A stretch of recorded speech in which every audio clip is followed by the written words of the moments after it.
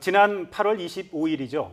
정부가 가계부채 대책으로 부동산 시장 규제 정책을 내놨지만 오히려 부동산 시장은 요동치고 있습니다. 아파트 분양 시장은 정부의 의도와는 다르게 호황기를 누리고 있는데요. 추석 이후에는 아파트 10만 가구 이상 분양이 예정이 돼 있습니다. 네, 하반기 부동산 시장은 어떻게 될까요? KB국민은행 박원갑 수석 부동산 전문위원 모시고 이야기 나누도록 하겠습니다. 네. 어서 오세요. 네, 안녕하십니까? 예. 상반기 분양 시장은 호조세였잖아요. 추석 이후 하반기도 그런 흐름이 계속된다고 봐야 될까요? 전반적인 흐름은 이어가지만 지독한 양극화 양상이 나타날 거다 이렇게 말씀을 드릴 수가 있는 게요. 되는 곳과 안 되는 곳 간의 차이가 극심해진다 이렇게 보는데 분양 시장이 몰리는 판단의 기준은 웃돈이거든요. 웃돈이 예상되는 지역은 청약 경쟁률이 거의 천정부지로 치솟고 그렇지 않은 지역은 아예 이제 썰렁한 그런 모습들이 나타날 거로 보이는데 아마도 단기 투자를 생각하는 분들이 청약 시장에 많이 노크를 하고 있기 때문에 이런 현상이 나타나지 않느냐 보고 있는데요. 어쨌든 물량은 많습니다. 물량은 많기 때문에 미분양은 연말로 가면 약간 늘어나지 않을까 이런 생각이 들어요. 그러니까 지금 한 6만 가구 정도가 되는데 하반기로 가면은 특히 지금 악성 미분양 지역을 중심으로 좀 적체되는 물량들은 있지 않을까 이런 생각이 듭니다. 네. 그동안 상반기에 또 그 계속적인 상승세를 보였던 게 그 전세가였는데요. 근데 이게 이제 6월부터는 또 좀 내림세로 돌아서지 않았습니까? 그렇죠. 네. 근데 이제 그 특히 이제 지역의 경우에 그 역전세 나는 가능성도 제기가 되고 있다던데 이게 어떻습니까? 상황이?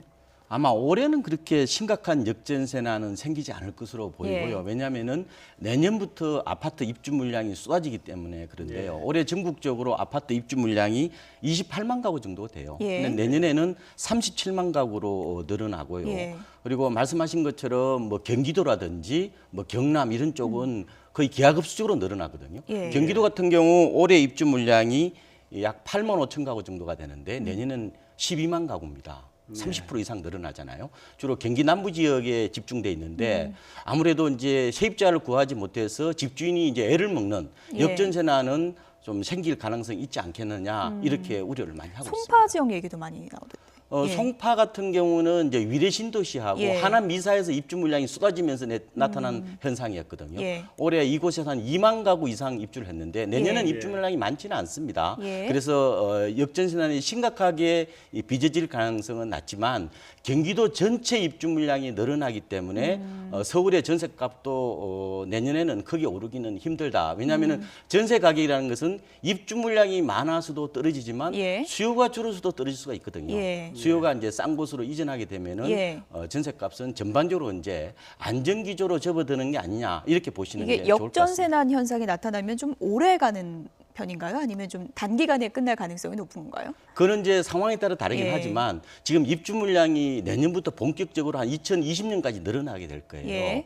그러면은 계속해서 역전세난이 일어난다기보다는 지역적으로 입주 물량이 몰리는 지역에 대해서는 아마 이런 후유증이 불가피하지 않을까 생각이 들어서요. 그래서 집주인 같은 분들은 이 전세값이 떨어질 수가 있으니까 미리미리 좀 돈을 좀 갖고 있는 게 좋지 않을까 생각이 듭니다.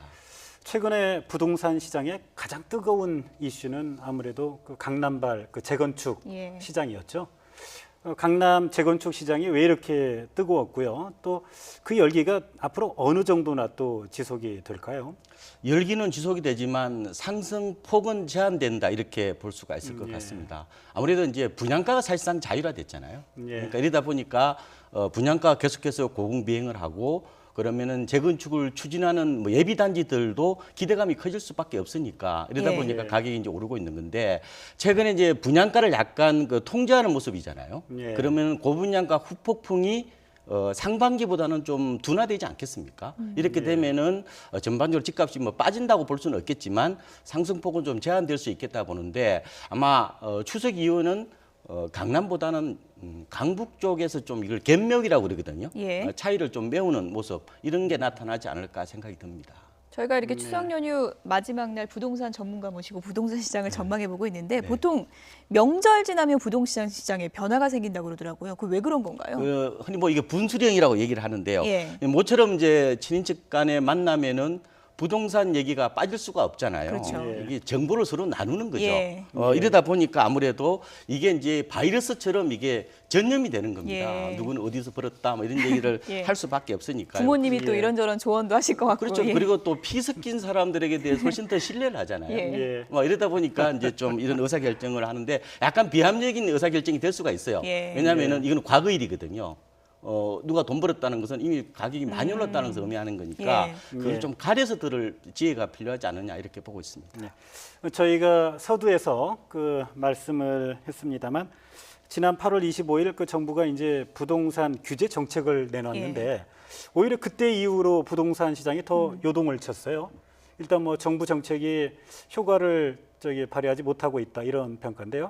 이거 어떻게 보고 일종의 계십니까? 정보가 왜곡돼서 나타나는 현상인데요. 예. 이제 가계부채를 관리하기 위해서 이제 공급 과잉을 줄이겠다 이런 부분 아니겠어요. 그런데 예. 이게 이제 집을 더 이상 안 짓는다. 그러면은 집값 띄우기 정책이 아니냐 이런 식으로 시장이 이제 왜곡해서 받아들이다 예. 보니까 이런 현상이 나타났던 것 같고요. 예. 어쨌든 정부는 집값이 계속해서 오르는 것을 이제 방치는 할 수 없을 것 같고요. 예. 그래서 8.25 대책 같은 경우는 시기적으로 한 달 정도 앞당긴다는 거예요. 그래서 예. 지금 보정 건수 같은 경우 보면은 1인당 4건이잖아요. 이걸 이제 2건으로 줄인다든지 뭐 집단 대출에 대해서 뭐 여러 가지 심사를 좀 까다롭게 한다든지 이제 하지 않을까 생각이 들고요. 근데 이제 직접적으로 뭐 전매 제한이라든지 뭐 네. 재당점 제한 같은 경우는 지금 당장 쓰지 않고 더 과열됐을 때를 대비해서 아마 비상용 카드로 두지 않을까 생각이 듭니다. 네. 저희가 이런 얘기 많이 해봤지만 정부 대책이 이제 딱 맞는 효과를 거두는 게 상당히 확률적으로 이제 쉽지가 않은 문제인데 네. 그렇다면 어떻습니까? 추가 대책이 마련되어야 한다면 어떤 게 마련되면 부채 문제나 이런 걸 좀 해결할 수 있겠습니까? 지금 시장에서 요구하고 있는 네. 것은 뭐 수요 관리 방안들이 좀 더 나와야 되는 게 아닌가. 예. 시장이 어떻게 보면 투기적 수요로 너무 변질되다 보니까 실수요 중심으로 좀 정착되게 이제 하려면은 예. 이런 뭐 전매 제한이나 뭐 이런 재당점 제한을 좀 해야 되지 않느냐 이런 얘기를 하고 있는데 예. 정부 입장에서는 조금 조심스러운 어떤 그런 접근을 하고 있는 것 같아서요. 그래서 네. 조금 더 시장을 지켜볼 필요가 있는 것 같습니다. 사실은 가장 강력한 대책은 뭐 금융 규제인데요. 쉽게 얘기하면 뭐 DTI나 LTV 이제 규제하는 건데 아직 정부가 거기까지는 그 눈을 돌리고 있는 건 아닌 것 같아요. 아무래도 시장을 좀 더 지켜볼 가능성이 높다 이렇게 보는데요. 다만 네. 시장을 위축시키지 않고 안정시킬 수 있는 다른 방법을 쓸 것 같거든요. 예컨대 뭐 분양권에 대한 철저한 세무조사 같은 것은 아마 하지 않을까 생각이 듭니다. 이래 되면은 지금 분양받는 분들은 전매를 목적으로 하는 경우가 많거든요. 예. 그런데 웃돈을 뭐 다운계약서를 썼다든지 이렇게 할 경우에는 반드시 뒤탈이 생길 수가 있기 때문에 이 점에 대해서는 좀 고려를 하시는 게 좋을 것 같습니다. 네. 네. 또 하반기 부동산 시장의 또 가장 큰 변수 가운데 하나가 이제 미국의 금리 인상 가능성 아닙니까? 이제 미국이 이제 금리를 인상하게 되면 그게 이제 우리 금융 시장에도 영향을 미치게 되고요. 또 그 여파가 이제 부동산 시장에도 자연스럽게 전이되지 않을까 이런 전망들이 있는데 어떻게 보십니까? 중장기적으로 미국의 금리 인상은 우리나라 부동산 시장에 굉장히 큰 위험 요인이라고 볼 수가 있습니다. 일반적으로 미국이 글로벌 금융 시장에서 선행성을 갖고 있다고 얘기를 많이 하잖아요. 예. 우리나라도 어차피 따라갈 수밖에 없지 않느냐 생각이 들고 예. 지금 부동산 시장이 이렇게 달아오른 것은 저금리에 따른 유동성 장세 성격이 강합니다. 예. 예. 어떻게 보면 이게 풍선에다가 헬륨가스를 집어넣은 거죠. 그럼 예. 금리가 올라가게 되면은 이 거품이 좀 식을 수밖에 없잖아요, 그죠?